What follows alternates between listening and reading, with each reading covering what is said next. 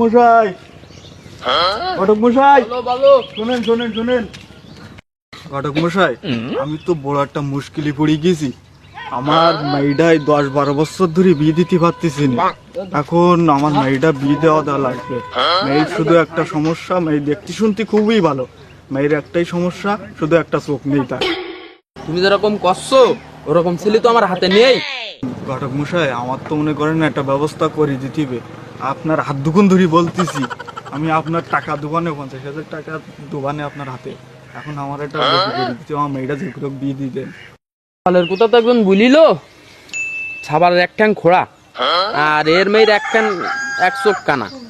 এখন দিচ্ছে 50,000, এর তো 50,000 খুশা আর দেবে ছাবালের তার 50,000 খুশাই নিয়ে যায় কিনা, নিলেই কিছু হইলো। এখন ঘটক মশাই, আপনার হাত দুগুণ ধরেই বলি, আমার মেয়েটা কিন্তু বিয়ে দেওয়াই লাগবে। আপনি একটা ব্যবস্থা করিয়েন।